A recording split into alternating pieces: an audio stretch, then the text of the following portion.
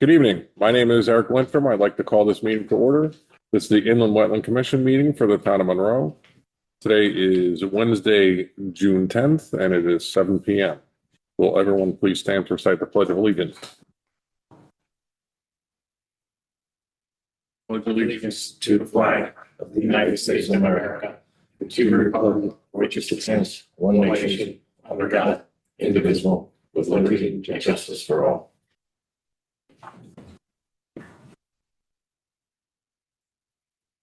I'll take a roll call of the members of the commission and staff present during tonight's hybrid meeting. Please answer here or present, starting with myself, Eric Lindstrom, Chairman, here. Ryan Kelly, Vice Chairman. Here.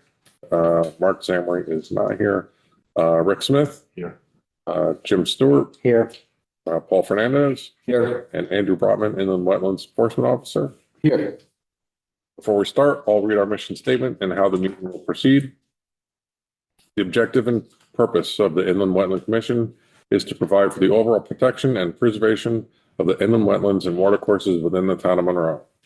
Please note that the meeting is being conducted utilizing electronic equipment in compliance with State Law Public Act 21-1. As such, this meeting is being recorded and will be available to the public in compliance with state law. If you are attending remotely, you will automatically be muted and unable to unmute yourself. If you wish to speak during the public participation portion of the meeting, please use the raise hand function. If you're participating via telephone, press *9 to activate the raise hand feature. Staff will announce your name and unmute you when it's your turn to speak. The video feature has also been disabled for public participation. Anyone participating remotely should state their name and title if applicable at the outset of each occasion that such person is speaking. All votes taken during which any member of this body are participating remotely shall be taken by roll call unless the vote is unanimous. The chat features will not be utilized nor considered during this meeting. In the normal course of our meetings, we will hear public hearings and other applications. Protocol for the public hearing is to have an applicant make a presentation to the commission during which and after which the commission will be asking the applicant questions. I ask the applicants keep their presentations as concise as possible. The commission will then review town, staff, and other independent comments. The meeting will then be open for public comment. I will ask that all comments be made to the chair or commission. After any and all comments pro and opposition or of a general nature are made, the applicant will be given an opportunity to respond. Please keep comments or questions direct, or a time limit of 3 minutes may be imposed. It is not necessary that the applicant respond, but generally in the best interest to do so. There will be no further opportunity for new questions unless new material is entered in as evidence or testimony during the response. Please keep all comments pro and con specific to inland wetlands related matters. Other applications that do not involve public hearing will follow a similar format, with the exception that there will be no public comments allowed. The meeting follows our published agenda unless otherwise amended. Are there any changes to the agenda? Yes, can we add IAA 26-20, file number 1594 is 100 Webb Circle. Can we add that to the agent approval portion of the agenda? That number one more time, please. IAA 20-26-20, file number 1594. I'll make a motion to add IAA 26-20. Correct. File number 1594, 100 Webb Circle to agent approval. agent approval section of the agenda. We have a motion to add to the agenda. Do we have a second? We have a second. Rick Smith. Commissioner Smith. All in favor? Aye. Aye. Unanimous. And can we add 197 Cottage Street to voluntary compliance? A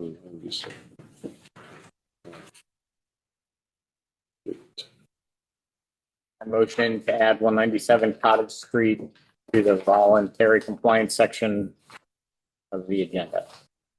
We have a motion to add 197 Cottage Street. Do we have a second? We have a second by Rick Smith. all in favor? Aye. That's unanimous. Okay. Anything else? That's it. Great. All right, at this time, I'd like to ask if there's anybody in the chambers that wants to speak in a general nature about anything not specific on our agenda this evening. Anyone online? We have some people online, but they are not raising their hands. Then moving on to the agenda, we're moving down to regular meetings. So we have IWC 2026-02, file number 1581, 8 Box Run, installation of propane tanks, fill and level rear yard with retaining wall in upland review area. Tracy Shalafu is the applicant representative, and this is continued from our May 27th meeting. The regular hearing for this application opened up on May 13th, continued on May 27th, and then continued until tonight. And Tracy Chalifo, landscape architect, is the representative for the applicant, and she is here to present. She's online. New submittals were in your packets from last week, and I will now read that into her.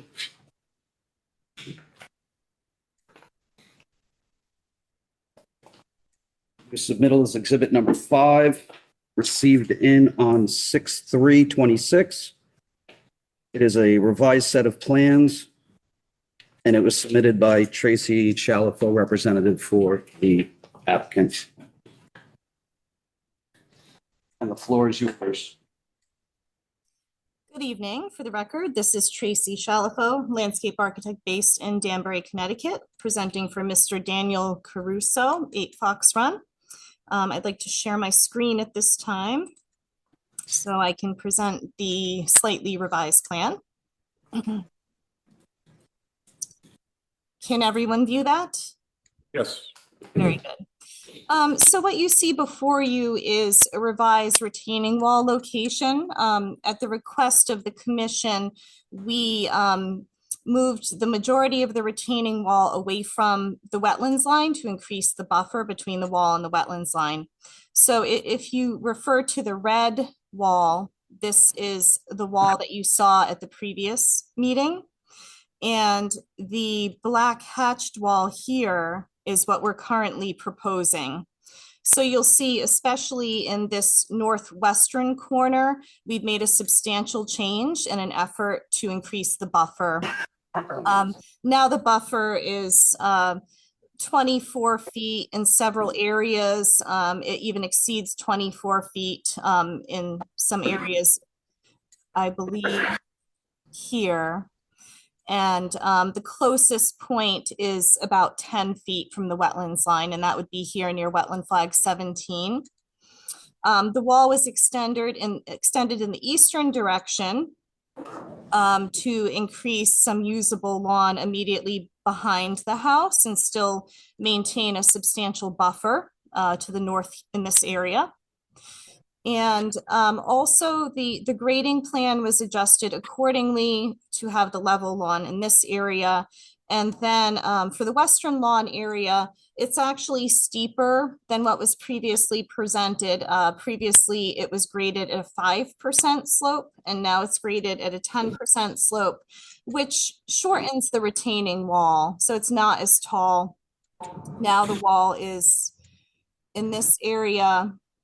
Just zoom in a bit here for you. It's approximately 5 feet tall in this area. And then as we proceed east, the height increases to approximately 7 feet sort of in this area. But the goal is just to meet the existing grade at the bottom of the wall. And a safety split rail fence will be installed at the top of the wall for any areas exceeding about 2 feet high. So that is indicated here, just inside the wall. And our tree removals were adjusted ever so slightly. We're removing a multiple 15-inch maple here. The damaged twin tulip tree is still designated for removal. And then there's a very much declining 4-inch tulip tree here in the area of the new wall. It's split and it's just in terrible shape. And other than that, it was just some dead trees and a couple declining birch trees in this area, which you saw at the previous presentation, that those were to be removed. The other small edit was, if you recall, there had been a small set of segmental block steps here, but the owner has decided to have continuity between this lawn area and the western lawn area. So those steps have been eliminated. And we're just proposing a small retaining wall adjacent to the existing patio. It's just about slightly more than 2 feet tall, 2.4 feet to be exact, just to navigate this 10% slope that needs to then roll into about a 2% slope at the north area behind the house. As for the mitigation and enhancement plantings, nothing has changed. We're still calling for the same number of trees and shrubs, and we're calling for the invasive vegetation within the area of the new plantings to be removed by hand and disposed off-site. So that's what these cross-hatched sort of clouds indicate. That's a removal of the primarily Japanese knotweed. And we're still calling for a potential tree well here to protect this 24-inch maple. So those are the changes in review. I'm happy to answer any questions the commission might have. Thank you. What is the current status of the existing propane tank versus the 4 new ones? I know you were talking about at some point they had installed the 4 new ones, but where are we at with the existing tank? At the time of my last site visit, yes, the 4 new ones had been installed, and the above ground tank, it was still there, and they were in the process of emptying it. Now, I'm not sure if Mr. Caruso is on this call at this moment. I don't actually have further updates for that if he's not. But as of my last site visit, which I think was approximately 2.5 weeks ago, the tank was still there. This tank was still in place. Mr. Caruso is in chambers tonight. Feel free to come up. Please state your name and write it. Hi, my name is Daniel Caruso, live at 8 Fox Run. And the question with the propane tank, the current propane tank is still active, being used. What we're doing is we're trying to use up all the propane before switching over to the new one. And right now we're about like 80% capacity in the current tank. So that's not going to change anytime soon. But once it's empty, we're going to be using the 4 new ones that are installed but not hooked up to anything. Okay, thank you. Mr. Caruso, would you just sign in there? Oh, sure. So staff can record it. All right, well, let's start again. Do you guys have any questions? Don't. Mr. Smith? So Daniel, you can stand, you can stay. Sure. We asked last week for a minimum of 20 feet. One of us asked for a minimum of 20 feet. I asked for 50 feet from the, it shows the, it doesn't show it there. There it is. It shows the contour lines. If you look from way above, this location, this house is below everything. It's below Hillcrest Road. It's below Fox Run. It's below the hills of Monroe. Everything comes down into that area, funnels down into that area where that culvert is. And I asked for 50 feet from there. We have gone from 5 feet initially from the wetlands to 20 feet from the wetlands. I got to ask you, why do you think that's substantial? Your agent is. To be clear, at the end of the last meeting, we specifically said 15 to 20 feet. We did not say 50. No. I was asking for the line across, the line I'm talking about. That the area that I'm worried about is the western area, which is near that culvert. We are now 20 or less. Right. When we last left, we asked them to get between 15 and 20 feet minimum, not 50. Okay, that's what you asked for? What I was requesting is for me to be happy with this, for me to, That's right. I'm just saying what the direction we gave them was 15 to 20 feet. You asked them to come back with something similar to this, but I still don't, Tracy uses the words substantial, and I don't see substantial. Okay, I'm just telling you what we specifically asked. I'm just trying to find out why you want to preserve that side yard so much, the western yard. This is the plan before us, so. Okay. I'm just. Well, We did ask for 15 to 20 feet. it meets what our ask was. So this is what's presented. So that's what we're looking at. So other than that, do you have any other questions or comments? Based on the location, I have no other questions. I just have a strong disagreement with the wall. I do not have questions. Okay, No questions. I'm okay too. Do you have any other questions or comments? No. By pushing the wall further away from the wetlands, like you did here, the amount of tree removals you said were to stay the same as what was proposed. And you said the grade is now greater going toward the wall.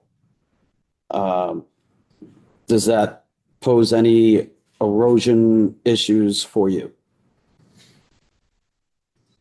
For the record, Tracy Shalafo answering. No, 10% pitch, that's a stable slope. If it was greater than, say, a 3-to-1 slope, I would be concerned about erosion, but 10% is approximately half as steep as it currently exists, if that makes sense. So it will be stable and it will be topsoiled and seeded as soon as the grading is complete and hay mulched as well. So no, I don't have concerns about erosion at this 10% pitch. Okay, and the amount of trees to be removed is identical to what it was before? It almost identical in that there's a 4-inch declining tulip tree. I'm just going to zoom in on it for you here. Near the eastern segment of the wall, there's this declining 4-inch tulip tree to be removed. So by moving the wall to where you moved it, that tree needs to be removed. Gotcha. That's correct. Yes. Gotcha. Did you offset your plantings as a result of that? Yeah, the planting layout adjusted accordingly in relation to the wall, since as we know, the wall moved away from the wetland line. And the plantings are generally planted at the bottom of the wall in the first, I'm approximating here, but about 10 to 15 feet within the bottom of the wall. The invasive removals, did that change because of the new location of the walls? Yes, it did. The invasives are going to be removed within the area of the new plantings, as the cross-hatching indicates.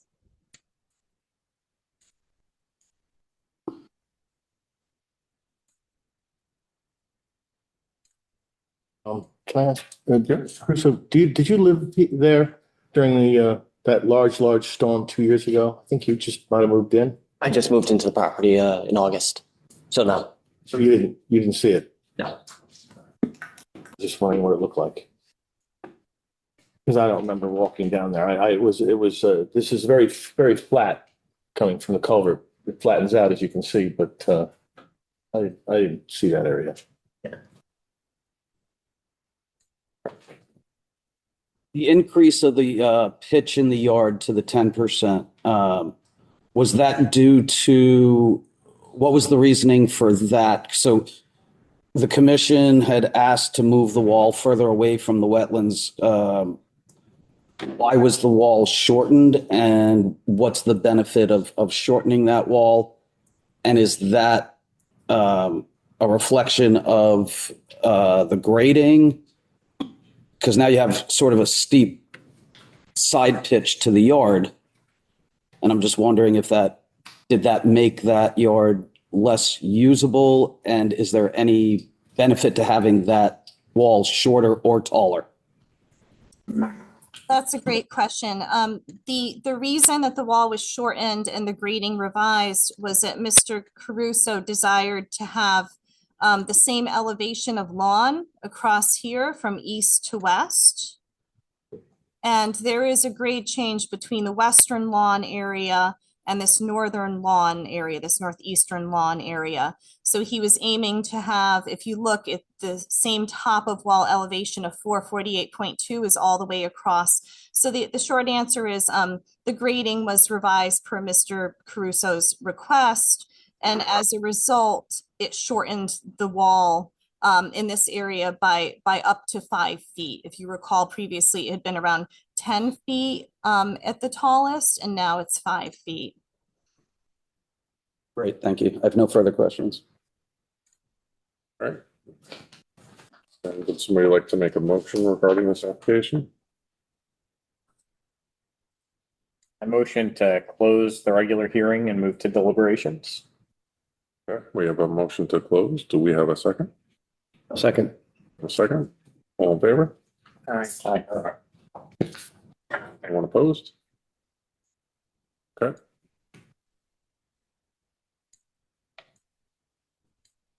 All right, so we're just going to deliberation. Thank you. Thank you.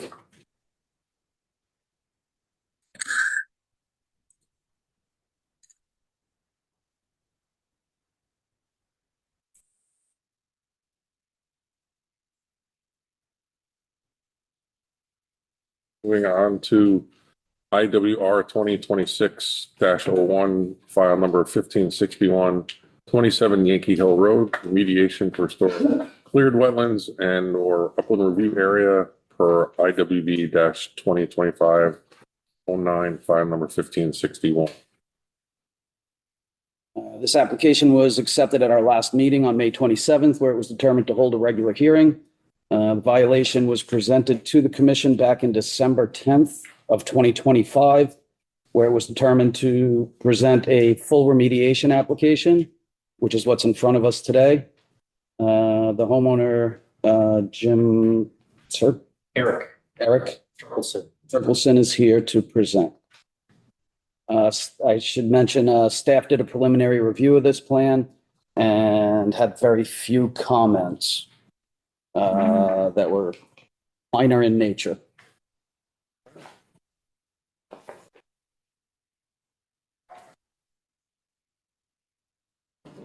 Would you sign in, please?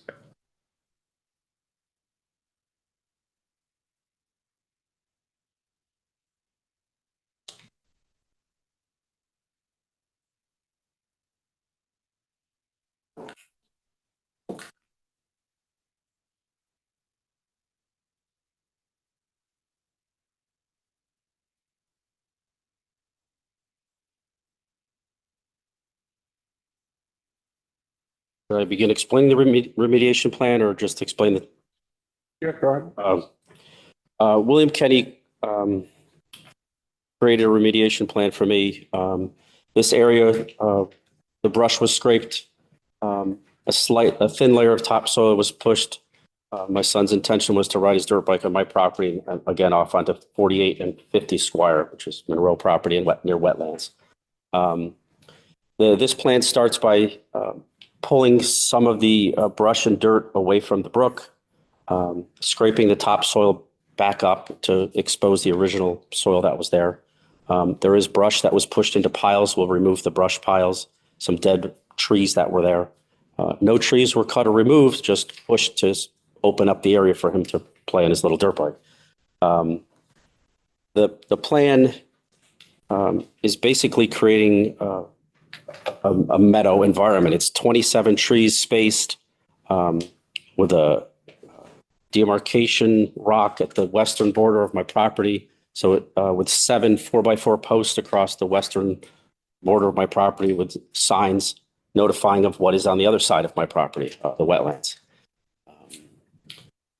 It includes, remediation plan includes right after the area is cleaned and prepped, the plants planted, there's specifications on how to plant them, where to plant them, to put wildflower seeds, to protect, to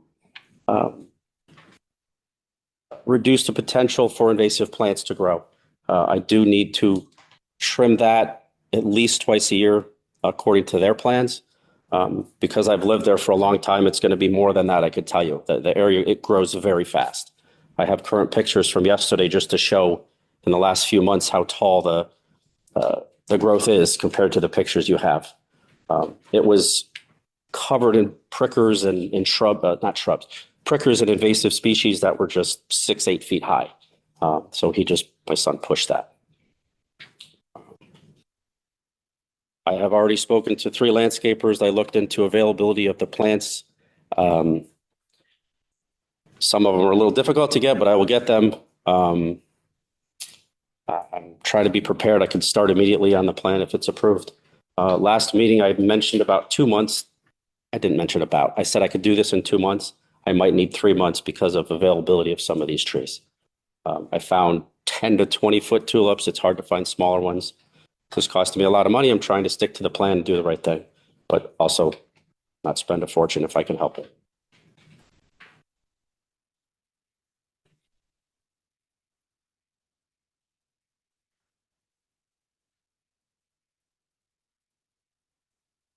Andrew, do you have any?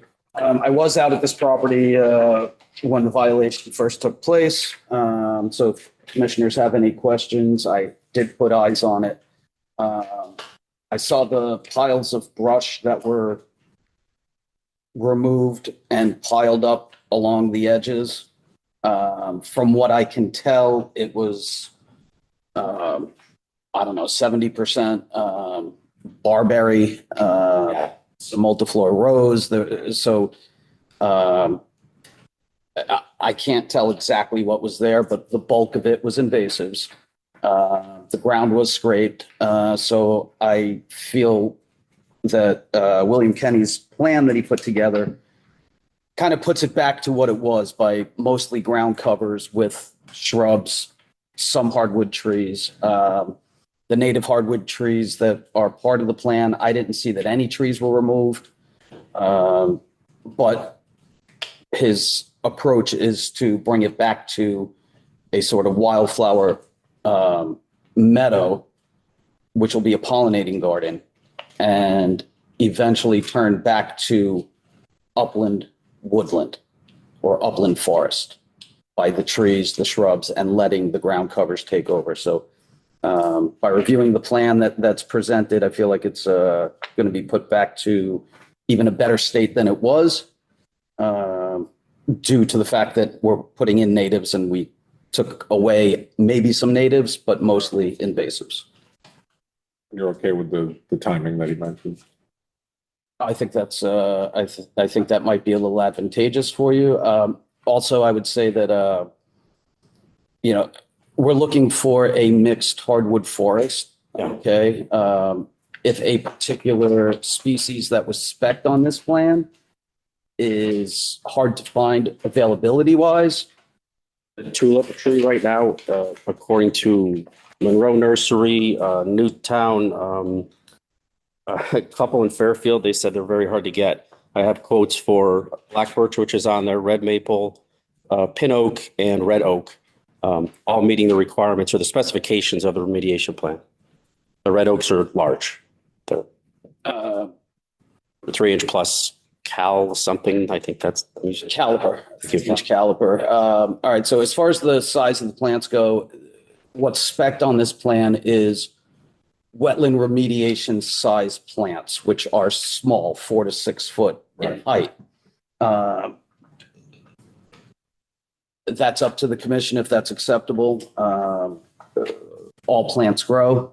I mean, I was going to say if there are alternatives that are easier to get. So if there, I was going to say the species, I would have no problem substituting species so long as it's, native. Yeah, I mean, there's 2 different oaks that are available versus the tulip. For some reason, that's hard to get. yeah, I would argue that a white oak would be better than a tulip. It's got more beneficial attributes. if it's easier to get, and yeah, I think that. I would have no problem making substitutes. If you'd like to see the wetland scientist prove the substitutes, you could certainly require that as a condition of the approval. I could send this and have it looked at tomorrow or very soon. Yeah, I've got a lot of plant expertise, and I can make that call if the commission's comfortable with that. Right. Okay. I have pictures if you want to see yesterday pictures of the property. It's up to you. I don't think we need to. I appreciate that. Starting on, you guys have any other questions? For the planting program, is there going to be any annual review or maintenance of what's planted?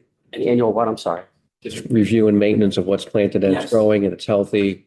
Yes, that's in the remediation plan of trimming and maintaining it. And William Kenny is going to come out to the property also. Thank you. I'm not an expert in that. I want him to tell me what to do. Thank you.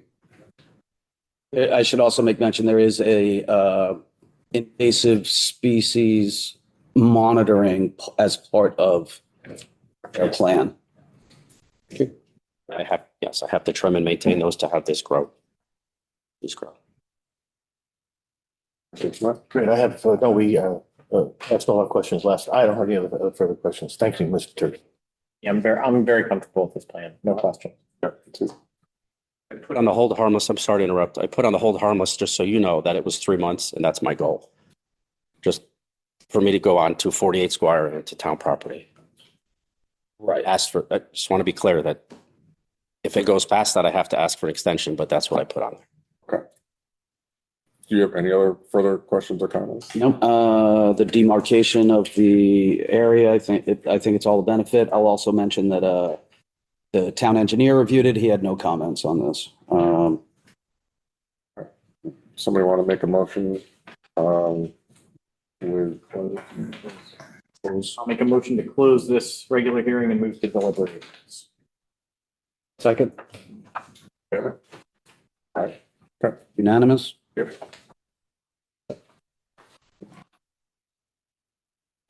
Like me to just get plant. If you can stay if you want to. We're going to move it into deliberations tonight. We're going to deliberate on it. If you want to stay, you can. If not, I'll just contact you via email. It's up to you.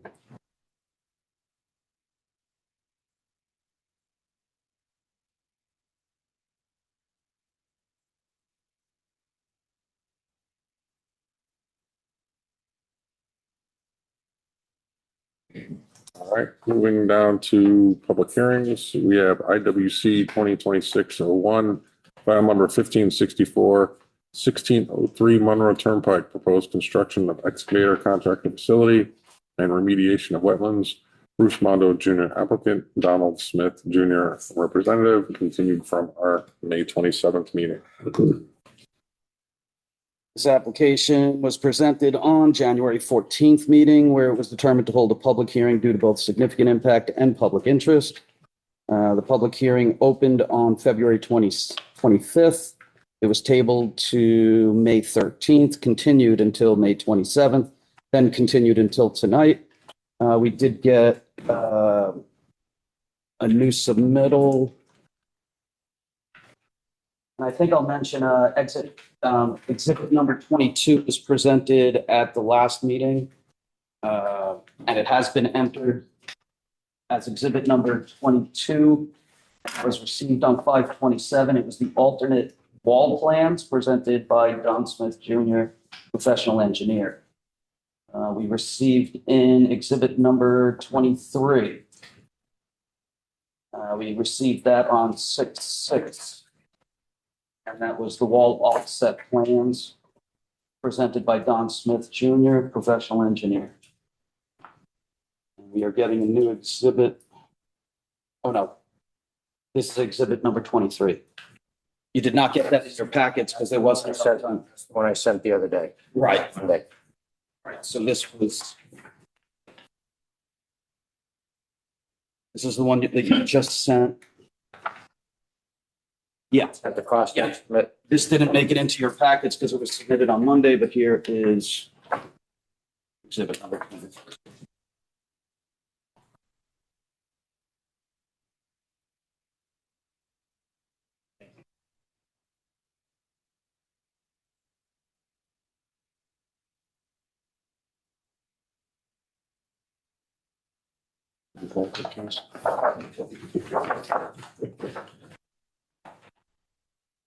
I'll make mention also that town engineer had a chance to review this. He had no comments on this particular exhibit.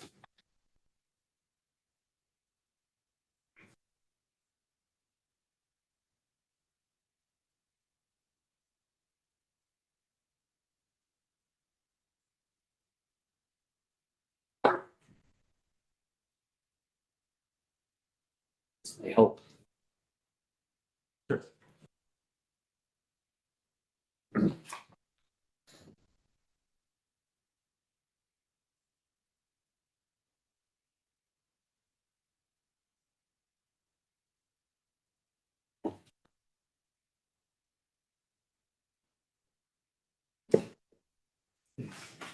Good evening, everyone. Don Smith Jr., professional engineer, office at 56 Greenwood Circle in Seymour. Representing the applicant, Bruce Monroe Jr., is here with me tonight. Continuing discussions. So a couple of things. So we've got, a graphics that we'll go through in a minute. One thing, or two things from the last meeting. We did execute that contract with the LEP for water samples. The water samples were taken a week ago Monday. Unfortunately, we don't have any results tonight. They give you any indication as to when you can expect those results? Soon. We were hoping to have them tonight, yeah. It was over a week, so we were hoping to have them tonight, but unfortunately. But those were just the dry weather samples. Right. So that was the first set of samples. So as soon as we get those results, we will pass that along. Just for the record, I did listen to and watch the public hearing last month and when I was absent. Question for you, when you submit those results, can he also supply a reference? The surface water criteria, something that we can use to gauge the significance of the numbers that he's giving us? I would assume that the LEP would give us. I assume so. Those that exceed any criteria, but yeah, okay. So we have an order of magnitude of where we are.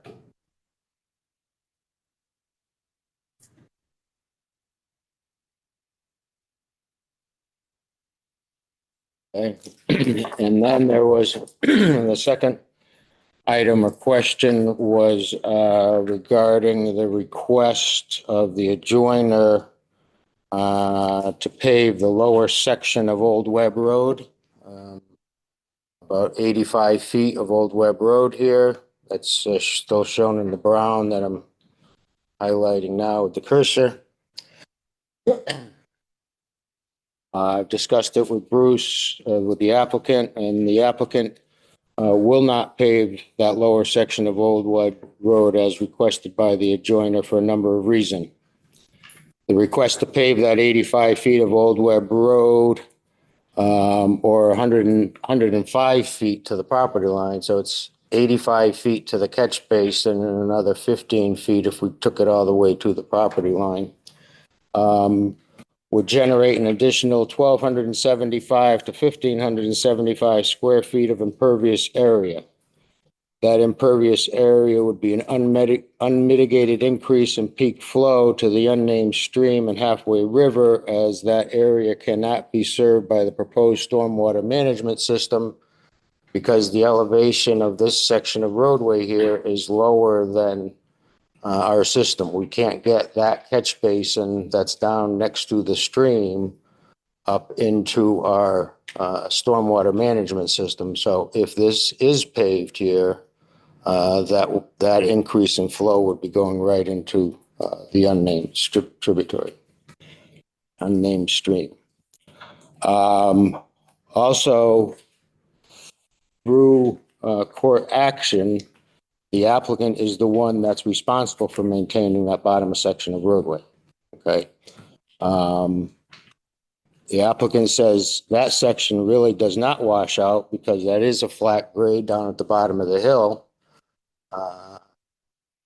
Part that does wash out is the steeper section that's 10 and 11%. It's further up the hill.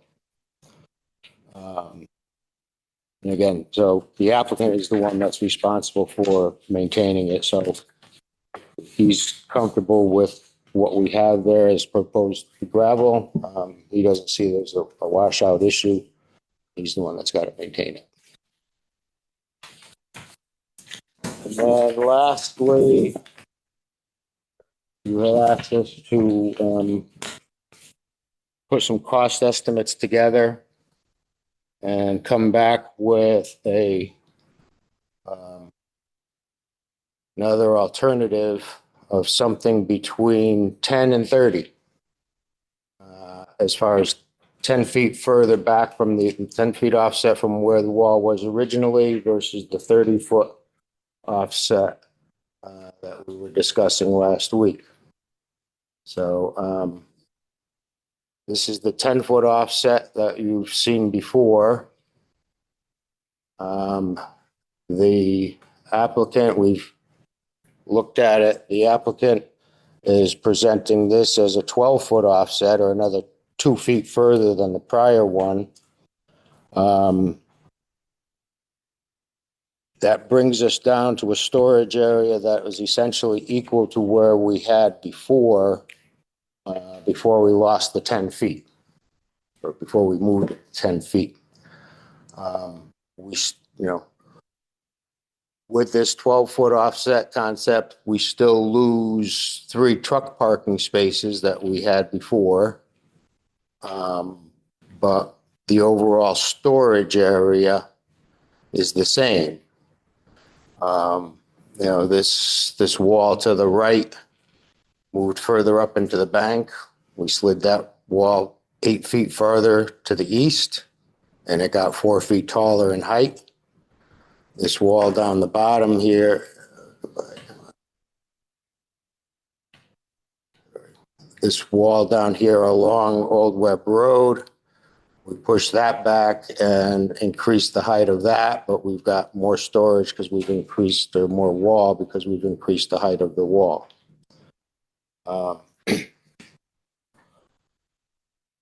Mondo Bruce has prepared, gone through and generated the cost estimate that is on the cover sheet there.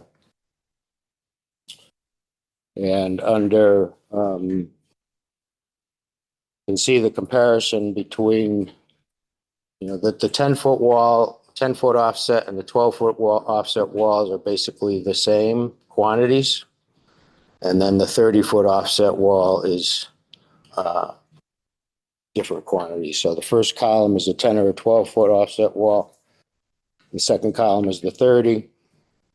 For either the first or second 10 or 12-foot offset wall, we're looking at a construction total of about just under $680,000 to get 23,000 square feet of storage. Results in a storage area cost of $29 per square foot.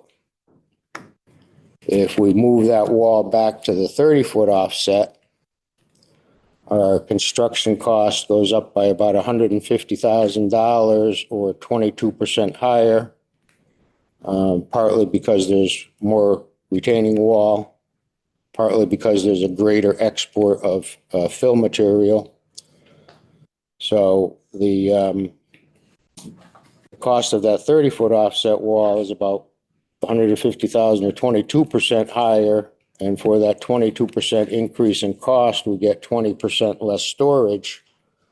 So the storage area unit cost per square foot of storage for the 30-foot offset wall is about $43 a square foot, or just under 50% more than the 12-foot offset wall.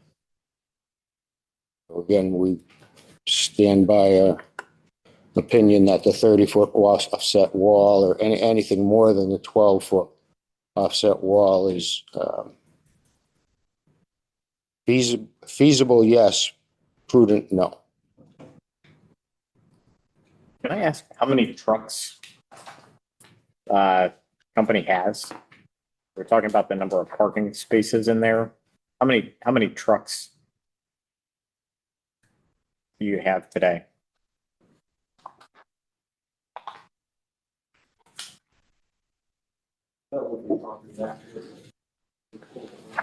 That you would be parking, that you would, as of right now, yeah. Between the different companies.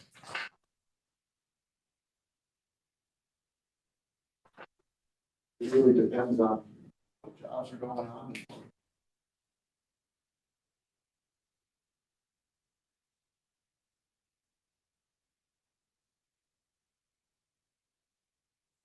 depending on your. 10 to 15?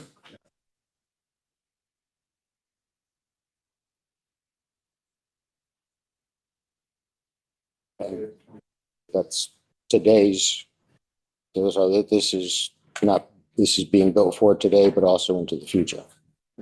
I was trying to just get a gauge when you look at the 30-foot offset, the number of parking spaces in there, it sounds like that's not enough for the amount of trucks you have today. So when I think about what we're trying to accomplish, the wetlands are our priority, but the backup of vehicles can create other problems in other places at other times, right? 17 is still more spaces than what you would need today. Maybe it doesn't give you a vast amount of growth, but it does give you extra space. Right? 20, I understand why you would prefer 20. I'm just trying to think through that. You have 10 to 15 vehicles. If there are 17 spaces, there's room. Right? Some growth, yes. But with the 30-foot offset wall, right now, there's only 10. Right. So, Understood. and that I see. does not cover us from our current needs.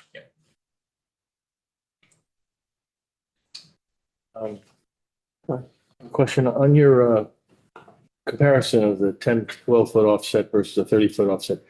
The 10 to 12 foot offset, which is 100, if I look at the site prep, it's 105,000. The 30-foot offset is 115,000 more, or 220,000. Well, it seems to me that it seems counterintuitive that if you had more space, which is the 10 and 12, that you have more clearing, site preparation. I'm not sure why it's. So the cut and fill numbers are in the site prep cost. So we had discussed last week that the further the wall goes back, the greater the export number becomes. So by pushing that wall all the way back, we have significantly more export material than if we were a balanced site. And exporting material is always more expensive than, or at least equal to, or if not more expensive than importing material. You know, it's, you know, the fill game. If you have fill and you need to get rid of it, it's cost you more to get rid of it. If you have fill and you have the luxury of time, then you can wait out a pricing. But if the fill is in your way, if we're trying to create this site, as we're digging that fill, it needs to move right out because it's a cut. You know, with the 10 to 12 foot wall, our excavation in cut and fill quantities are basically balanced. I had another question on another sheet. For instance, on the 10-foot offset concept, it has flood zone, C note 5, flood zone AE, C note 5. You know what I'm talking about?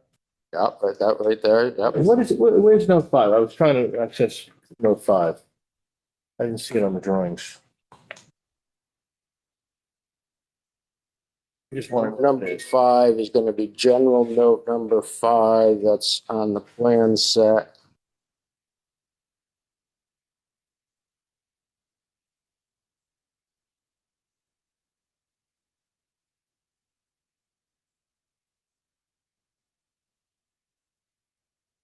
That note is regarding the letter of map amendment that was approved by FEMA that clarified the limits of the flood zone.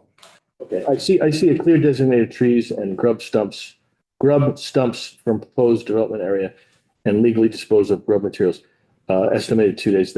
I think that's what you're talking about. General construction sequence note? No, nope. I'm here in the general notes that's on page 9 of the drawing set. Number 5 is, just blow this up here. Again, it's related to the flood zone.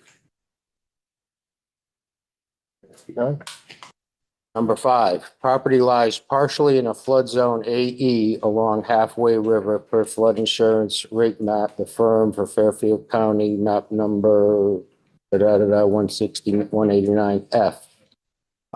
The flood line was revised per a letter of map amendment determination document dated January 8th, 2025. So, I was interested about the difference in the trees. My contention was that along Halfway River, we wanted to keep as many of those larger trees as, because we were going to take out like 93 and replace it with 17 small ones. And I just was looking to save some of those trees. And that was one of the main reasons why the expanded distance from the river was important to me. Do you know what the difference is in the trees in the 12 versus the 30?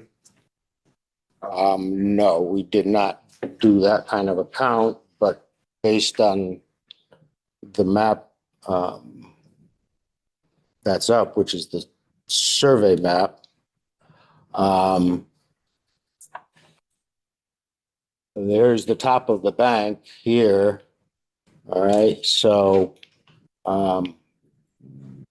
of these species trees that were greater than 24 inches in diameter, this 27 is still going to be, even with a 10-foot offset, that 27 is still going to go. These two are still going to go. So the surveyors had labeled, identified everything that was over 24 inches in diameter. So no real difference in tree count. There's certainly more trees that are staying with the 30-foot offset than there would be 10 and 20, but we did not try and put it, Between 10 and 12, there's really nothing that changed. try and put a count on those.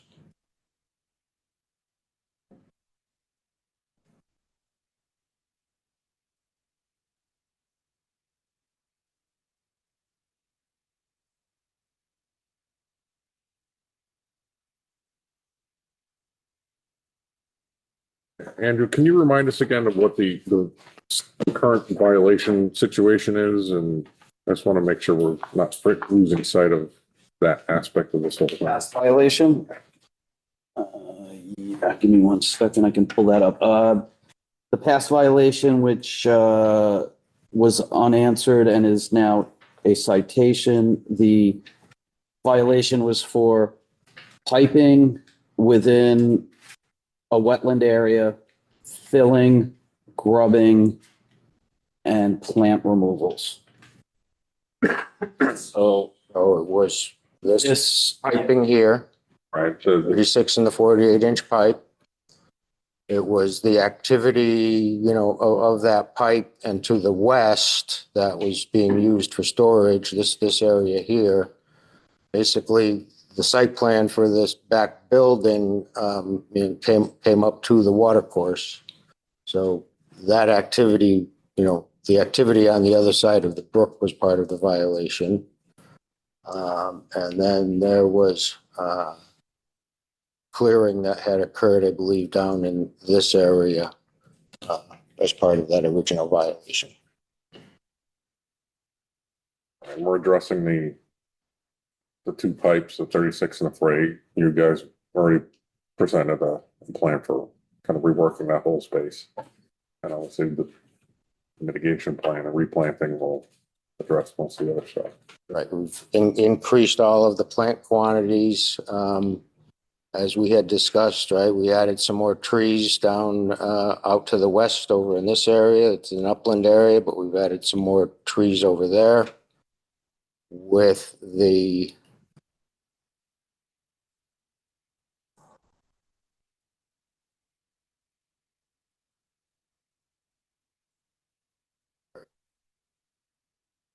So with the 10 or 12-foot offset concept, we were proposing a 8-foot wide buffer planting zone around the base of the wall, in addition to some of the plantings that were identified further down. But that was originally with a 10-foot offset wall that was only a 4-foot line of fern, so now we've doubled that. double that quantity. And then there were a few more trees that we were able to get in to this triangular piece up here that's outside of the easement and in the upland area, but we were able to get a couple of trees in that area. Is there any opportunity to get some more of those trees near the wall? Or is it like Donna, since we're removing so many? So the high tension easement line is here. Right, yeah, I see that. Yeah, maybe we could get some trees out in front of the wall and that, I'm actually, hold on, looking at the wrong one.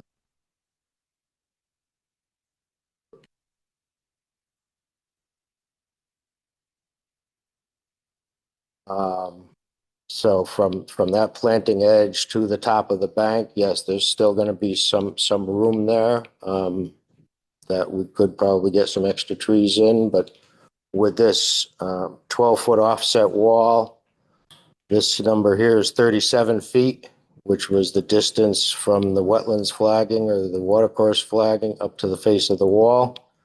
That started out as 25. And then over here, 34 feet. What originally started out as 22 and is now 34 from the wetlands flagging of the unnamed tributary. I think that would help Commissioner Smith with some of his concerns. If you could get some more trees, as long as they're obviously outside the restricted area for the utility. I think that would help. What's a good sized tree that would you guys recommend? Andrew, for down there. 2-inch caliber. 2-inch caliber trees is a tree, depending on the variety, anywhere between 10 and 12, 14 feet, Right. something like that. How close would you put those to each other? Like in that? Again, depending on the variety, and this can be from their wetland scientist. But you want at least 20 feet tree to tree. Right. Okay. You don't want to overpack it so that it becomes so dense that the undergrowth doesn't grow. But certainly, I think there's room for more plants down there. Yeah, let's get a few more in there if we can. I think that will help. Andy mentioned 2-inch caliper. I think the planting plans were revised to a 3-inch caliper. Down on that lower area, sure, 3-inch caliper. I think having them in that lower area might be a little tougher. The larger trees, I believe, were up in that upper area. I think 3-inch caliber trees might be a little difficult to be. Brought down. Yeah. What's the age difference between a 2 and a 3? 2 years worth of growth. Yeah. Okay. Approximately. You get from a 2 to 3. Yeah.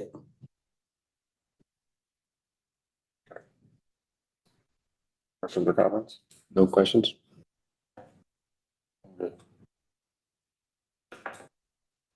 Good. Okay, for now. No questions? Do you guys have anything else you want to add to it? I mean, I know we got to continue it. We got to wait to hear about the water samples. So yes, we're waiting for A, the first results, and then B, some rain. Right. We haven't had too much in the past 2 months, to be honest with you. But then we obviously need to take these sketches and get them into the plans. Right. So I'll leave that up to Andy now. You can discuss your schedule and then let's see where we're going to go from there. Okay, it's probably a good idea at this point to talk about if we're going to continue this to the next meeting. We have a meeting. We have a meeting on the. Don't we want to go with public first? And then So- close that, or? Yeah, Well, we're not closing anything. we're not closing it. No. We're talking about continuing this until the next meeting. We do have a scheduled meeting for June 24th. So it's been a 1 month. What's that? The applicants, we've already burned through all the time. The applicants have extended us. Right. I saw that in the last. You have an extension through the next meeting. Right. The prior extension I gave you is an extension through like June 25th, I believe. Yep. 26th. Yeah, that's what I was curious. Okay. It's about the rubber in the road, as they say. Like, is it that? So the question is, if we were to, I'm thinking about canceling the next meeting. I'm not going to be here. I'm going to be away on vacation. If we do not have to, if we can, it would be better, but it pushes the next meeting to July 20. Right, there's no meeting in. Because there's only one meeting in July on the 22nd. Right, yeah. So if it was okay with the applicant and it was okay with the commission, I would rather see this pushed to July 22nd so that I can really kind of follow through with it. I could always listen to it on, when I get back, but I feel more comfortable. Right, I'm not going to be at the next. And you're not going to be at the next meeting. All the more reason, if that's okay, we could continue this July 22nd. We're not closing it today anyway. Just trying to figure out. So Yeah, if, I don't give you extra time on the rain potentially. yeah, right, while we're waiting for the rain to, No, it'll give us some extra time. right. if the pleasure is to push it out to July 22nd, then we will grant the commission another 30-day extension to get us to July 25th. I appreciate that. Okay. All right, No further. okay, then let's open it up to public input. Is there anybody in the chambers? Come on up, sign in, state your name, address for the record, please. Already did that.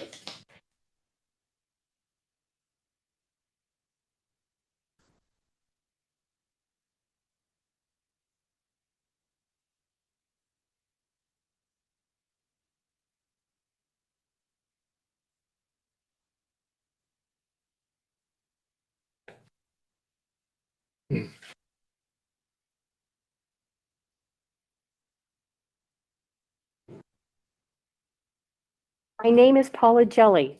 I reside at 290 Cottage Street.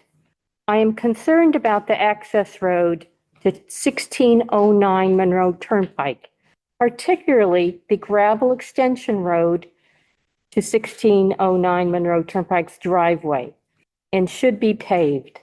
Last fall, Jerry and Willie Wiley asked me to pick up Willie to attend a planning and zoning meeting that I was also attending, since Jerry was attending a different meeting that evening at a different location. I was happy to oblige, since they live so close to me. I quickly regretted that offer as soon as the pavement ended, since the gravel extension road was steep and had severe ruts and potholes. It is my understanding that that road used to be a town road, and the town relinquished its responsibility and handed it over to 1603 Monroe Turnpike, and that 1603 property owner was now responsible for maintenance to that access road to 1609 Monroe Turnpike.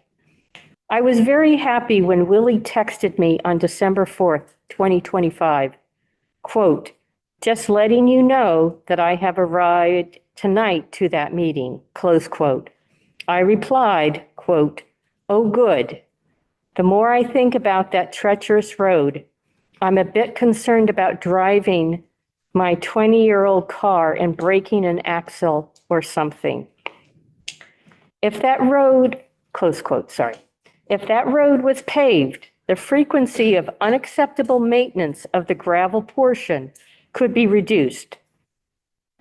The Wileys have control over the maintenance of their driveway on their property, but they do not have control over the gravel extension road that's on 1603 Monroe Turnpike's property.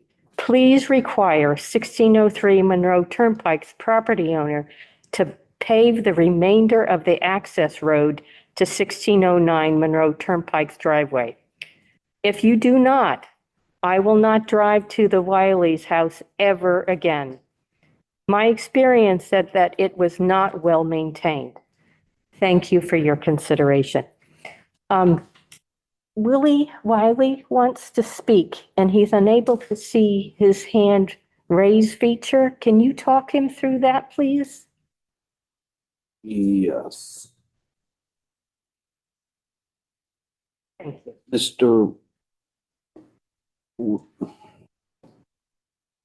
Mr. Wiley's wife be Esther? Ms. Jelly? Yeah.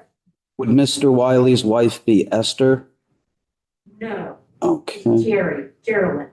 okay, then maybe this is, oh, I see his hand up.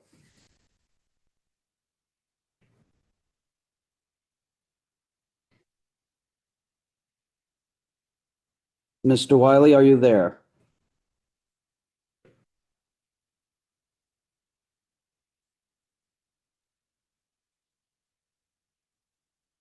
Mr. Wiley, are you there? Muted. Oh, it's Tracy, sorry.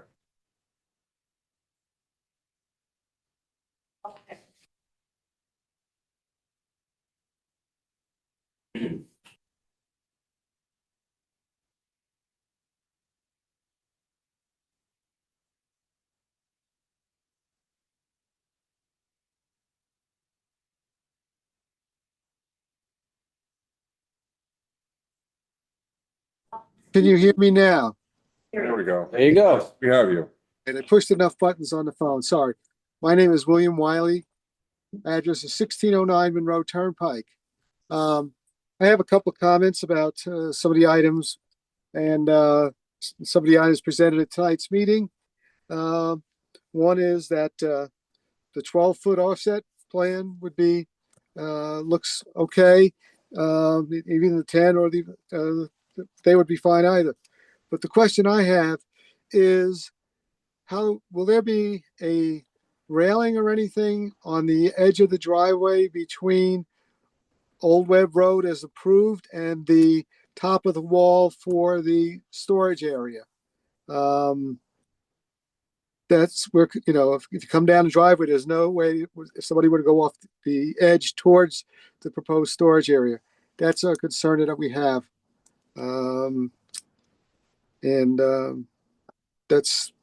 That's all I have to say right now.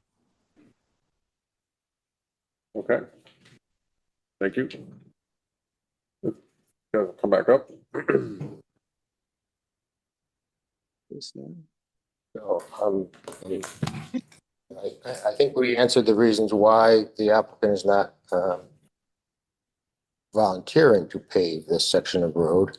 Other than paving, is there something else you guys could do so it's not an impervious surface, that it's in a better situation? We've added 2 catch basins along the road and some curbing so that we'd be able to pick up the flow that is coming down that road from where it is being paved. So we've increased the drainage in that paved section by 2 catch basins. Could you also at least kind of fix the existing drive as is, even if it means? Yes, this lower section here will be the storm drain pipe the storm drain pipe that's going in comes down and then goes into the site here. Right. So we're not trenching down through here, but we have this catch basin here. But yes, this section would be cleaned up, it'd be maintained and top dressed as needed, but as gravel. Right. And then the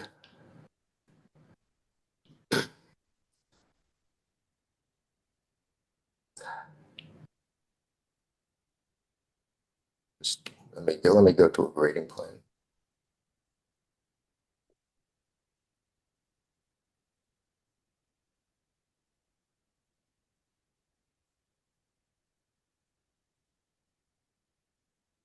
When we were on site,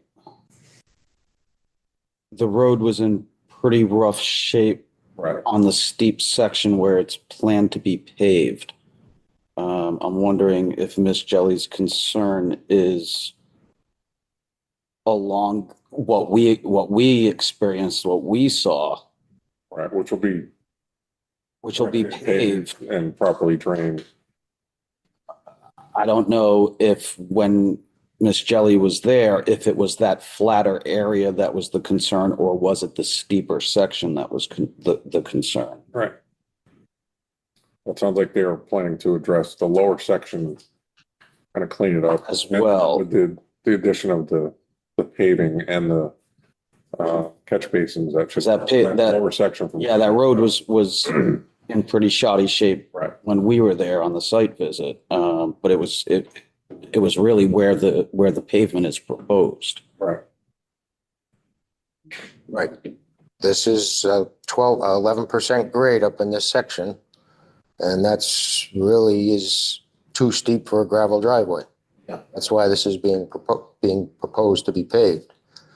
The question was the grading, as I understood it, but the grading in this lower section basically is going to carry right straight across as it does now. The wall over here in this corner is basically down to zero. We're coming down to zero, so we're meeting grade here, and that's the 152. Right, here's the 152 contour that comes into here, and the 151 contour over on this side here. So here's 151, and there's existing ground or proposed ground 150. So the wall is only about a foot high over in this area, so we're blending in, and then the ground goes down and storage area stays level. So I'll make a comment. I'll send it in. That's not the area I was talking. Mr. Wiley, were you trying to say something? Yes, could you hear me? Yes. Yeah. Okay. I was more concerned looking at the plans, as I could see on my screen, is from the, I guess that's going uphill from where the driveway, the new storage areas are going up. That's where I'm concerned about the driveway of a guardrail there between the storage areas and the edge of the pavement. How steep of a drop off is that? Yes, you can go a little bit further down to your left there on the screen, and a little bit further down. Yeah, and maybe further to your left, in that area there, and going towards where the entrance actually goes into the parking area. That's what I was concerned about, a railing of some sort in there. So somebody coming down the driveway would not, if they had no control or whatever, would not go over the embankment and into the storage area. Yes, that's the vicinity I'm talking about. So this is anywhere from a 6 to 8 foot high wall along this back edge here.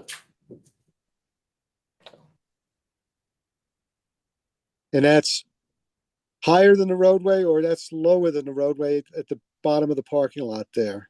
This is lower than the roadway. Okay, so that's my concern, was about it being a 6 foot drop off into that from the edge of the roadway, right now.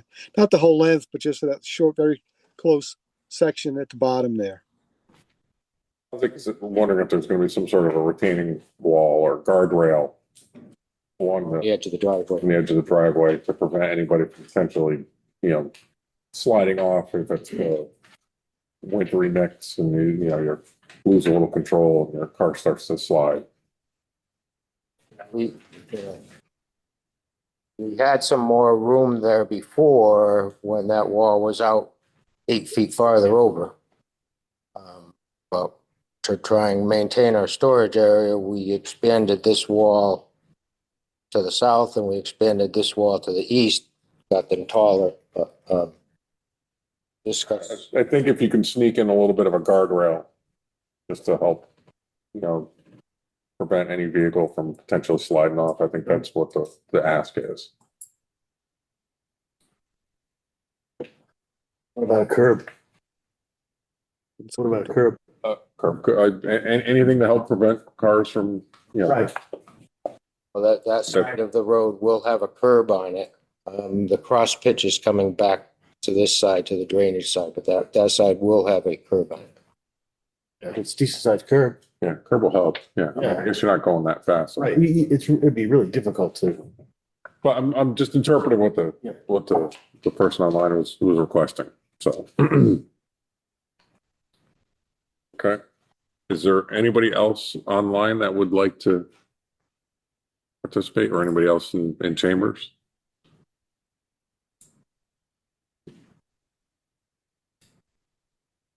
Anyone else? Nope. Okay.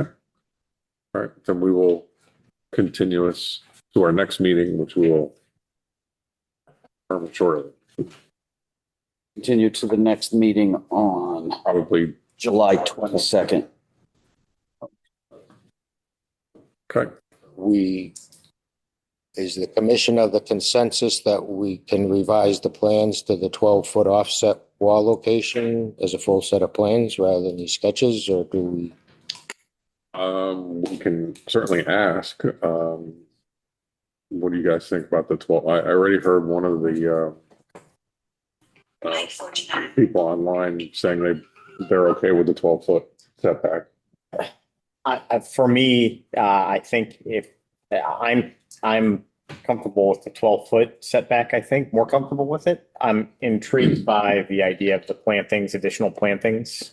I think that's a big part of it. But I guess I'm more comfortable with it. I'm okay with the 12-foot. I'm concerned about the riparian buffer, and so the 12-foot doesn't thrill me. I guess it's a little. I don't want to say at this point one way or another. Sorry, one way or another that. But I'd like to see at least tree plant. You know, how many of those large trees are going, and how many trees can you put in there that in a couple of years will start to take up the because that's really the concern. Right, it's the trees, right? Repair the buffer for that area going into the river. Going into I'm in his camp. I'm okay with the 12. I'd like to see some more trees if possible. I'm good. Yeah. Andrew? I have nothing further. Yeah. Okay, so I hope that could do some good. Yes.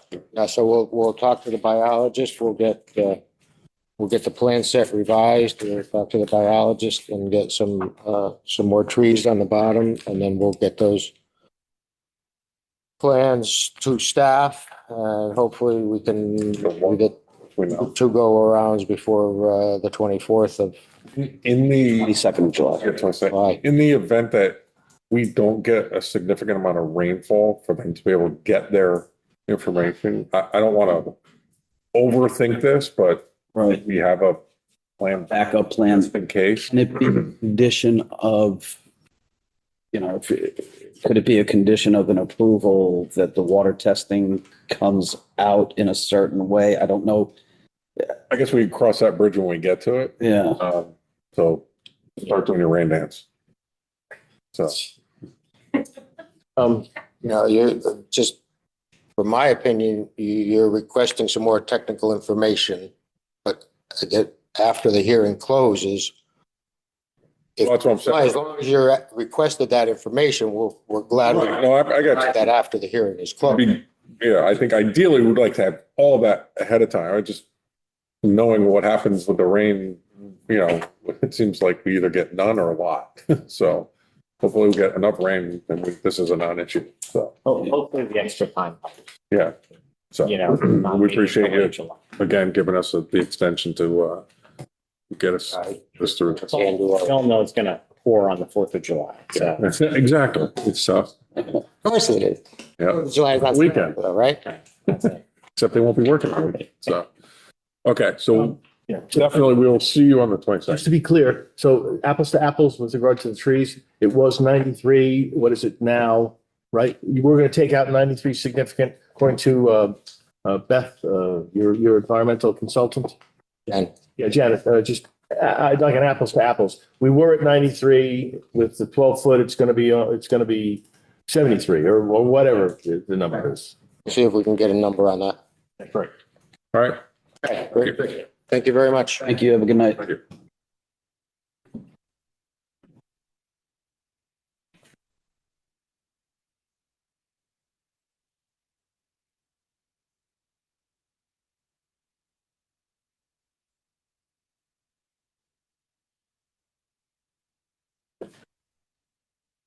Okay. Yes, now we're moving on to Thank you. deliberation. Thank you. Thank you.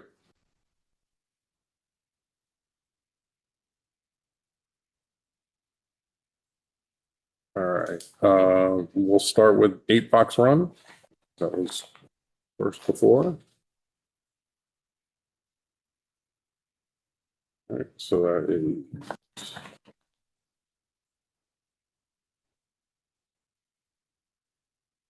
IWC 2026-02, file number 1581, 8 Fox Run. Installation of propane tank fill and level rear yard with retaining wall in upland review area. Tracy Shalafo. All right, so does anybody have any thing they'd like to add based on what we saw? One, I'm concerned that the precedent that we're going to set in this area.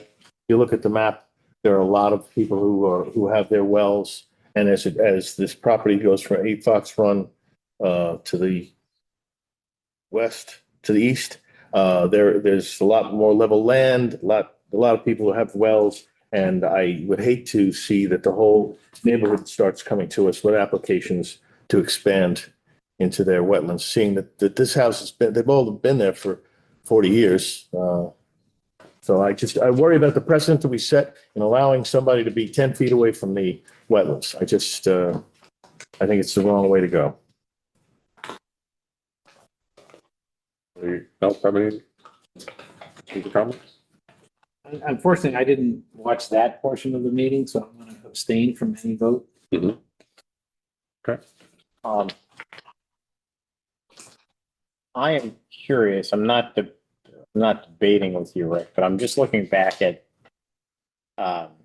Stephen Danzer's report, and there are some photos, and you can see in the photos the old propane tank. Yeah. Right. Yep. You get an expanded view here to the left. And so you look at where the grass lines are, you look at where the tank is in this modified wall. Yep. And it just doesn't feel like there's a lot of cutting in like we're talking about. I mean, I understand the distances to the wetlands line. Yeah, that line was not the one I was worried about. It was this line down here. It was the proximity to the culvert. I was asking them to bring it in this way. I was saying that, well, can you expand out the wall a little bit this way? See, the Hillcrest is here. The water comes down this way, and then Hills Monroe and Fox Run come in from this area and this area. But this is a real valley where the water, comes through that culvert. There's a little pond on the other side of the street. I'm just saying this was my concern here, not here. So I don't have a problem with the removal of the tank and all that other good stuff. And I would like to see him put in a wall here, but I just would like to have it a little farther away from the wetlands, the main wetlands. This is where there's a stream that goes down, and that's the wetlands that goes down through here and heads to the, that should be to. So what is your concern with this wall being here versus move? Like what do you think it's when I was on site, this from these trees on, it starts to go down. You can see the lines there. It starts to really go down. There's rocks in there. There's a lot of there's a buffer. There's some trees. There's and I hate to disturb it. It's I'm just trying to understand a wall here, or over here. What changes? What is the impact? Right. So what I was trying to get done was a wall. I know you want it over here. I'm trying to. What is the benefit? Like to save these, so the water's going right? To save these trees, because they were talking about doing wells and stuff, and this one should be okay. But there's a tree over here that's got to go, and like I said, this area here is what I was trying to. There's some large large boulders and stones because water's been coming through this area and along, and it's washed out, over those stones. That's why the stones are seen. You follow? So that's what I'm saying is that that was my concern was this area here. And I didn't find that it was a substantial move from the original inn, from 5 feet to whatever. Right, no, I'm just trying, okay, so the water flows this way, you said, right? Right, the water flows these ways. So. Right. What is the benefit of the wall being here versus here? Like, I get it. Well, they were initially 5 feet No, I know, away. right. And And so- there's some trees in here. There's some trees and buffer area. And this is actually wet. Because the wetland is here. Yeah, it's This actually is wet. up It's a the- stream. No, Yeah. I know. Yeah. So, I'm just trying to understand how the major benefit of this wall being going from here to here. How does that impact this in a positive way? Because I believe that there's a significant amount of buffer here that should remain. That's functioning very well right now. But if they cover that area up and they start to put a wall on top of it, it's just not going to be able to Right. I mean, from what I understand now, that's all like Planting not and there's moving stuff. Yeah, this is removal of invasive species Right. So there's, and plantings that should enhance that area. Okay, so what The checkered, the crosses. right, that's all invasive That's invasive species. That's right, I don't have a problem with what's in there now, is what I'm saying, is what they're taking out, some larger trees and they're putting in some smaller things, and I don't have a problem with the invasive species, but the invasive species aren't here, the invasive species are here. If you see them, yeah. Okay. We're kind of. All right. I'm not happy with it yet. Well,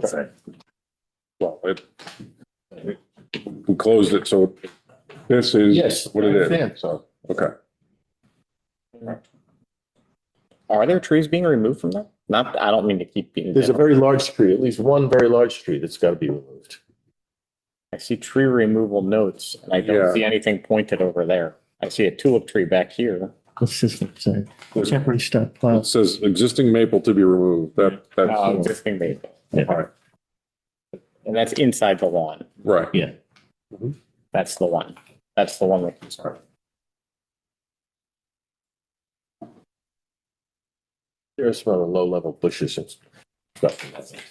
And then There are planting. they're planting stuff in there. Six trees in that area. Right, but now it goes up 50 feet. They're trying, there's no lawn over there. This whole area here starts to slope down. I'm just trying to mitigate the loss of that whole area here. This whole area here. That's what I'm trying to mitigate. So I was trying to come across like here or here. I appreciate that they made some adjustments, but it's just not, she was using the word significant, and I don't think it's significant. Well, these are now the plans that we have to render a decision. So, would somebody like to make a motion regarding these plans? Make a motion to decline this application. Can't do that. Yeah. Just may not get a second. I said he can, but he just may not get a Oh, second. well, that is true. That's true. What you can, but what? You can motion to deny, but I just said you may not get a second. I got you. I'm hearing that from. Would somebody like to make a motion regarding these plans? Are there any other conditions that we would want to be thinking about? Anything else that is unresolved in anyone else's eyes? I was fine with the way this was presented as is. Anybody? The answer is you can add conditions. You can add conditions. Are there any? I mean, I saw that in the lawn care notes, they did what was asked in the last meeting.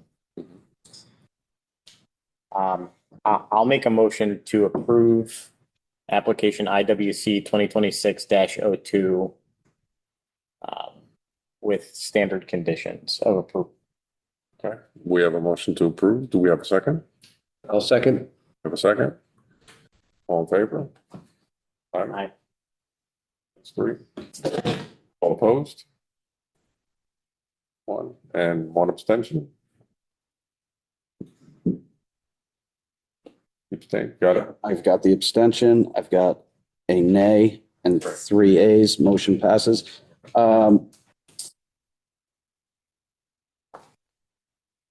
With standard conditions Right. and posting of a bond, would you like to post a bond? If that's part of the standard conditions, then yes.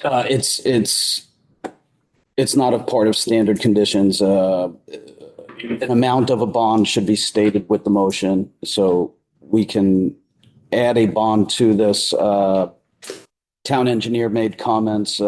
He felt that the bond estimate form was accurate and he had no questions about it. So the bond is for $16,175. Seems reasonable. That was part of the application. That was part of the So application. there you go. standard, then that's fine. And he had no adjustments to that. I think that should stop. Okay. Alright. Then moving on to 27 Yankee Hill Road. It would be 202509. No, I'm sorry. It's IWR, I don't, that's all. IWR 2026-01.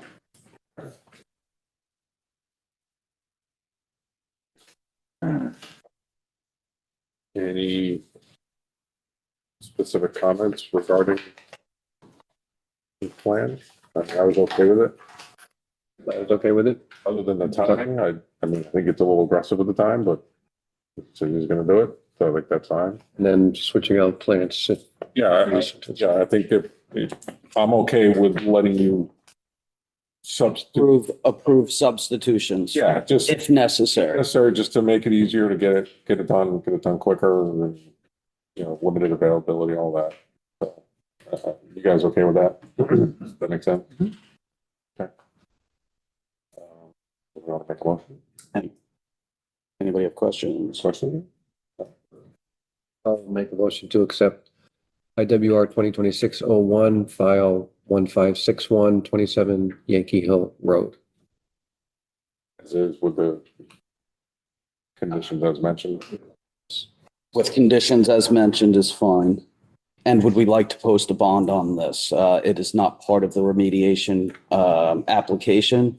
I am going to be making it part of the remediation application. So The only other condition I would suggest is maybe having you go out to check on the progress at some point. You know, if that's kind of your standard protocol. okay, so if we do a deadline of 3 months.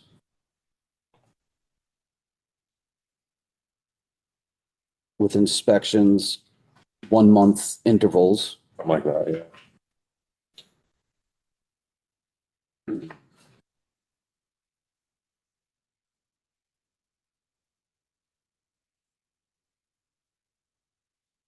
And would you like to tie a bond to this remediation? It's, Because there's a deadline associated with it already. And Okay. we have and the applicant's been more than, it feels like it's a very willing effort to. nope. Necessary. Okay. So we currently have a motion. I'll second the motion. We have a second. All in favor? Aye. Aye. That's That unanimous. is 5 yays, no nays. That's good. Great. Thank you, Eric. All right. Yeah, thank you for your willingness to work with us. I did. Okay, moving on to agent activities report. All's in your court. Intended. Yep, agent activities. So I have an agent approval, IAA 26-16, file number 1590 is 20 Little Diet Road. Maintenance of an existing nature trail within the upland review area. This was something that we had talked about at the last meeting. It's approximately a quarter mile of existing trails going through the woods. There's approximately 500 linear feet of this trail that is within the upland review area. But at least 80 feet away. So it's at its closest, it's about 20 feet into the upland review area. Worth noting here is that some of the paths, some of the existing path, nothing new going in, but some of the existing path crosses over wetlands. So it was piped, crossed over wetlands. A trail goes up into the woods, takes a veer off to the right where it starts to get in that 20 foot of upland review area. But that pipe I can see from GIS predates wetland regulations. So that pipe was put in before 74. The best I can tell, it shows up in 65. I don't know when it was put in. And that's when some of these trails were cut in. I think it's just worth noting that you have to go through wetlands to get to these trails. The approval I gave was for removing rocks and boulders and invasive vegetation in these paths. No new paths was part of the, no new paths within the upland review area was part of the approval. Outside of the upland review area, I don't have any jurisdiction over. Conditions of the approval were to install silt fence, and any new plants that are to be planted up within the upland review area are to be native plants. Again, part of his thought process here is that this is a nature trail, so he wants to do some plantings up there. Second agent approval was IAA 26-17. Was there any questions on that? Concerns? Named that street. What's that? Little Diet? Yeah. Little Diet, there's like 4 or 5 houses on it. I'm a little bit. A little diet that I forget about.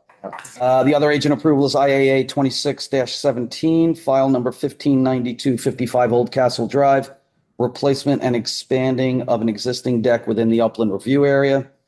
So there's an existing deck. He's expanding it by approximately 400 square feet. It's coming about 2 feet into 2 feet further into upland review area in one direction. It's coming 2 feet further in an opposite direction, which is outside the upland review area. It's going to have 5 new footings associated with this. The location is approximately 40 feet off of potential wetlands. And that consists of 10 feet of lawn and then 40 foot of upland forest. All right, so you've got 30 feet of forest, 10 feet of lawn, then you have where the deck's going. No vegetation is to be removed through the process. Conditions of the approval that I gave were to install silt fence with pre and post construction inspections, install wetland markers, and any excess excavated materials would be removed from the upland review area. Any questions, concerns? IAA 26-20 is file number 1594, 100 Webb Circle. There's a new addition with porch and steps within the upland review area.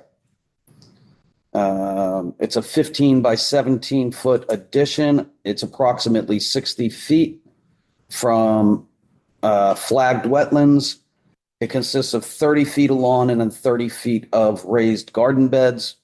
That's what is in between the new addition and the wetland flags. Conditions of the approval were to install silt fence with pre and post construction inspections. Any excess excavated material to be removed from the upland review area.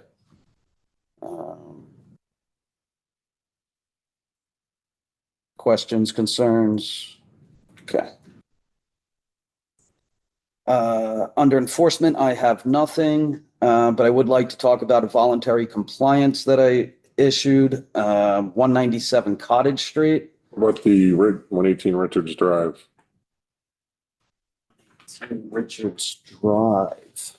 Yeah, it's just Violation. notice of violation Enforcement. under enforcement. Yes. Didn't mean to. Okay, so 118, no, that's good. I left it off my cheat sheet, but it was on the agenda. So yeah, I'd like to go over this. I had asked the residents to be at this meeting tonight. They did say that they were going to be here. I did not see them. They are not online. Nope, they are not online. So I was doing an inspection on 155 Richards Drive, which is a violation that we approved a remediation plan. Anyway, I was out there to see that. I'm along Richards Drive and saw a yard that I know there are wetlands in the back that has been cleared, and there was some activity going on back there that I wasn't happy with. So I sent them a request for an inspection. I went out there, met up with them, and they had cleared a bunch of understory, which is all upland review area. I'm not sure exactly where the wetlands are, but there's a stream in the back, and they've left all the trees. Essentially, it was poison ivy, ferns. I'm sure there were invasives in there, but it's upland review area, and they plowed under all the undergrowth, brought in topsoil, and seeded, grass seed, not knowing that they did anything wrong.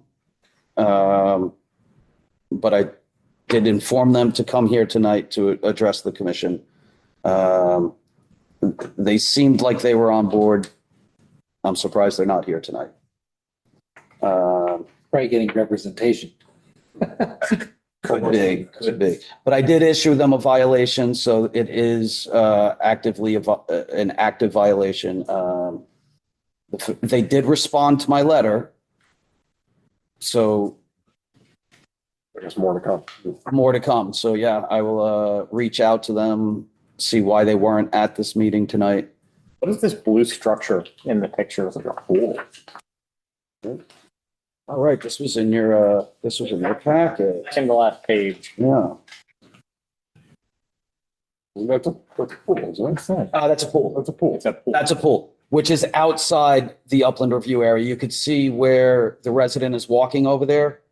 Okay, so yeah, you could see all of that bare ground is probably seeded now. So there was seed on the ground when I was there. How long ago was this picture taken? 2 weeks. Let's see, June 1st. So 3 weeks. Today's only the 10th, right? 11th? 11th? Yeah, today's the 10th. So it's only So 9 days ago. what are you gonna have to do with the, So I'm going to have them come here. Okay, so here's, I put together this for you. It's approximately 12,000 square feet that's now lawn. Right. From what I can tell, it was really ground covers, ferns. right, They left the trees, so luckily they didn't cut all the trees Right. down.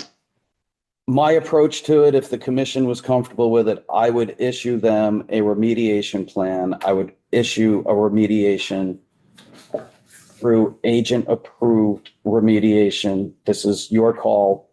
And I would have them remove all the grass that's there, till that under, its disturbance, till all that under, and plant conservation seed mix in there. how much dirt did they bring in? Do you know? No, but I can guess fairly accurately. 1, 2, 3, 4, probably 60 yards of topsoil. Well, they were trying to get grass growing. No, I get it. Right, is it growing already? When I was out there, it was not, but it was just put down. So by now, if they haven't been watering it, it might be struggling along. I mean, couldn't they just put the conservation mix on top of it? And They actually could. rather than tilling it in and just not mow it, it'll all. There are times where I'm installing wildflowers and Yeah. we put in an annual rye because it's just, it needs something else. Okay, good. If you'd like to see them here, I could have them ask them for a remediation plan, an IWC remediation plan. The only thing is that requires them to get professionals. They'll have to get a soil scientist. They'll have to get, that's. I mean, I think if you get them to quickly throw The conservation. mix down and they agree to not mow it. And then follow up on it. Right. So give them that quick opportunity. Yeah, Otherwise, it does become more of an issue. to come to us to the next meeting and let us know what they would like to do. Well, Well, now they gotta do it so that before. next meeting isn't now until July, Right, you're right. right? Yeah, like I think a phone Forget it. call. We're I think the quick fix really is, look, there was a lot of poison ivy in there. I understand why they did it, but they just didn't know any better. Right. So reach out to them, tell them to put down this other mix right on top. Like you said, don't even just, All right, so it is a violation. I could have done it as a voluntary compliance because it was 12,000 square feet. I thought to bring them in front of you. In order to get them in front of you, I have to issue the violation. So I issued the violation, which means now they'll have to do a remediation. And the remediation can be administratively. right. I think And I will do exactly that and just have them put conservation seed mix down. so Have them make sure that it's conservation seed, have them submit the Or something. tag from the seed that they're putting down. I could also make it part of that approval that they water it so that it comes up. I can't tell you how many people put down seed and put it down and forget it. Especially in July. Right, right. yeah, I All think right, so if you're all comfortable with that, then I will follow through with this with with an administrative remediation. I think that's fine. Great. And then just keep us up to date. Yeah, sure. Okay, Now you're 197. now we're up at 197 Cottage Street. Okay, so yeah, I'll take your advice on this also. Okay, so there was a complaint through the zoning department on this property of blight concern. So the zoning officer had me come out there with him because there was also mention of a tractor going into a stream. Okay, so I went out and took a look. There is a stream right next to the property. Have any pictures? Do I have any pictures? Yeah. I do, and I was having trouble sharing my screen here. So I can't. But I could tell you exactly. Using like Google Earth. Yeah, you could do Google. Yeah, sure. You could do, if you go to town website. Should be able to get. Reception.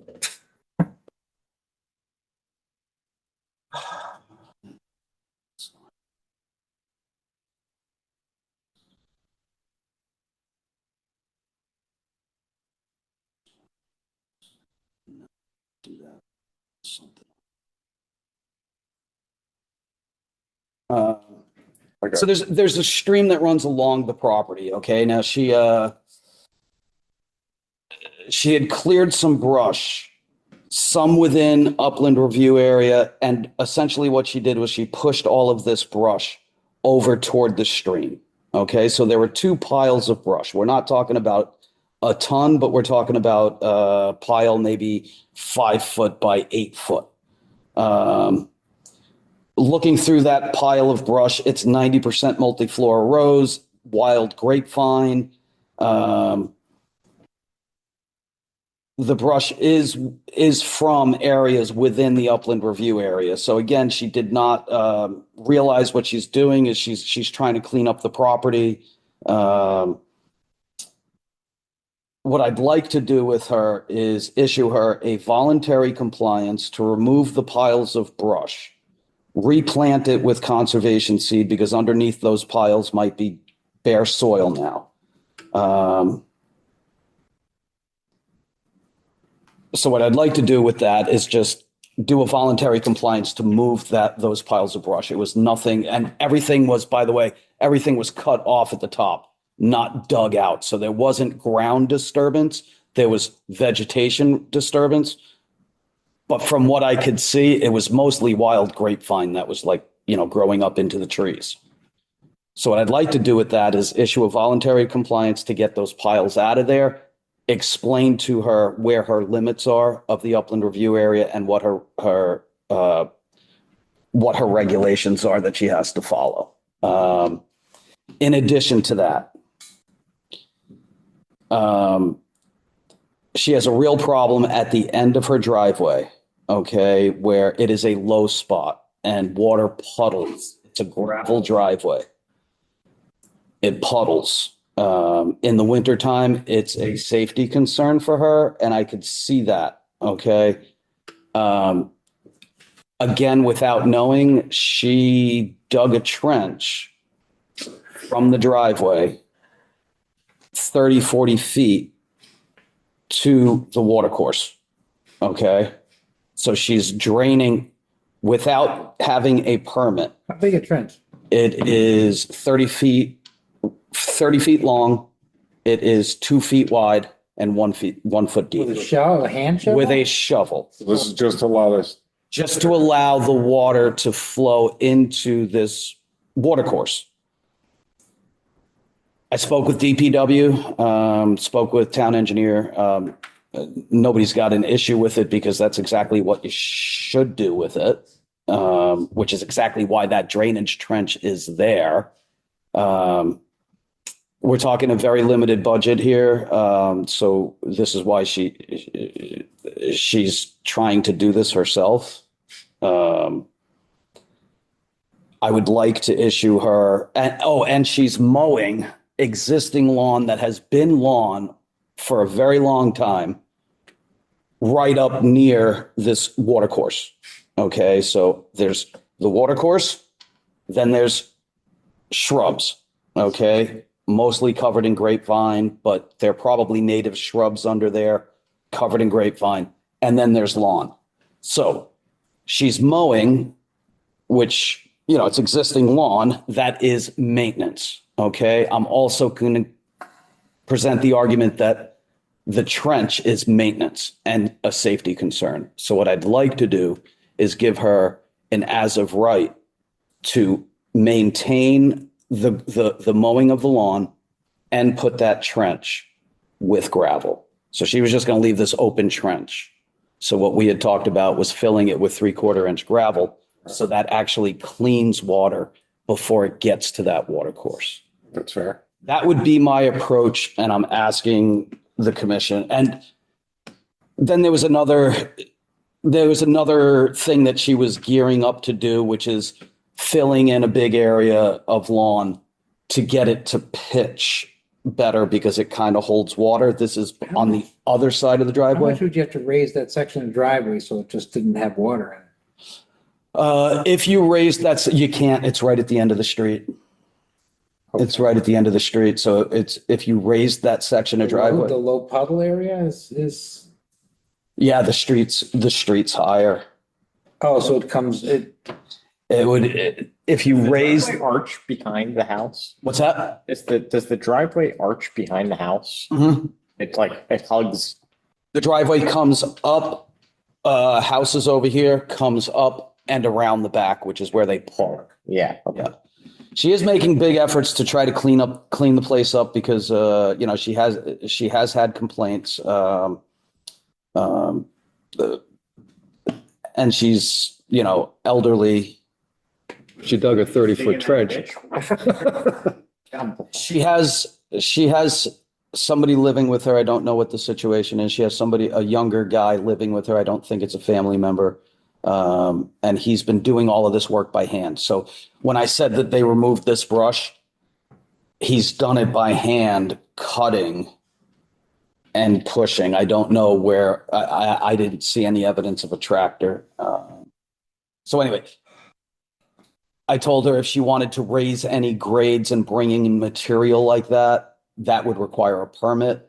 And Other than the gravel for the, other than the gravel, I think it's a safety concern. I think, I think before winter comes, because the driveway does come down, and if she hits, if that ice is over, which I can see just by But the then it goes back up topography, again? and then it goes back up again. And she can't just raise that little section up a foot and. What that would do is that would stop the cross flow of the water, like right now, Oh, from the other side. from the other side. It travels across the road. She'd be creating a She'd be filling pond. more, Yeah, she'd be creating a pond on the other side of the driveway. Oh, well, then you raise the driveway, you put a little pipe underneath. Mm-hmm. And Don't you think a trench would be it's a better easier, absolutely. solution? I'm not worried about Is it. a better solution? Probably until it fills up. Well, it will continue to go downhill into that stream, which then goes underneath Cottage Street. Okay, I'm good. I think it's a good solution. it's fine, stay on top of it. It doesn't- And do that as a voluntary compliance and an as of right. So you will see an application for an as of right at our next meeting, which will be just to maintain, and by maintain, I mean mowing of the existing lawns within the upland review area and the installation of the trench. Right. Great. That's fair. I'm meeting with her tomorrow here in the office to explain to her what the regulations are for her upland review area, because she had no idea that there was such a thing as an upland review area. Okay, and that's all I had. All right. And then we got this last major headache. I'm gonna go down and sit there for a minute. Oh. Looks like we got a permitted as of use, right? IPU 26-5, file number 1593, 6 Nancy Drive, repair fence and remove fallen tree within the upland review area. Was this in your packets and you saw the picture? Yeah. My kids love driving past your house. It was very hard for me to do this, very hard. All right, tell us what you got. So there was a little windstorm and a rotting tree just fell over and flattened the fence. So I cut it, pulled it off the fence, my son-in-law, and then I pulled the fence up, but the top rail's shot. So I want to replace the top rail, pull the fence back up and wire it back in, and there's still one piece leaning against it. Take that off. I'll leave whatever's standing in the back standing. Leave it there. Yeah. I got enough firewood for the next 5-10 years. So And it's a food source. who's eating? What this tree looks like it's been down there for years. Yeah, I mean, it's just, It does, doesn't it? it does. I don't know, I think you just didn't like it and just cut it down. I'll get a better picture of the stump. Cut it down like it's a pocket knife for his teeth or something. Cut it down. All right, so we need what do we gotta do to accept this? Motion to accept this as of right. Want to make a motion? I'll make a motion to accept this application as an use as of right. We have a motion, do we have a second? A second.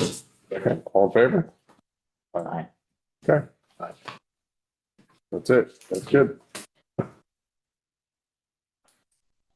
Okay, do we want to pause on the minutes since Mr. Secretary's not here, or has everybody had a chance to read through them? Staff reviewed it and had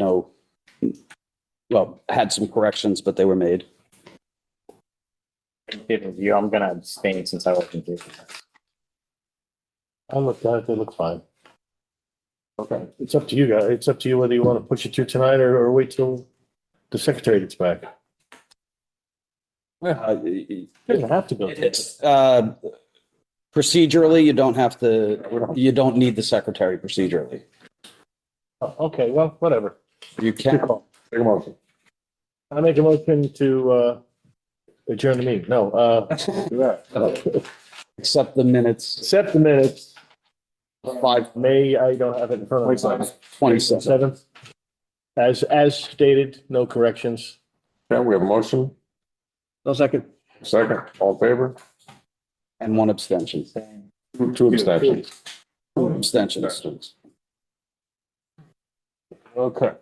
Is there anything else? Oh, summer meeting schedule. Yeah, let's talk about that. Let's talk about that for a second. Our next regularly Okay, so we are going to cancel the next meeting on June 24th. Right. We only have one meeting in July, one meeting in August, so that is July 22nd, August 26th. Right.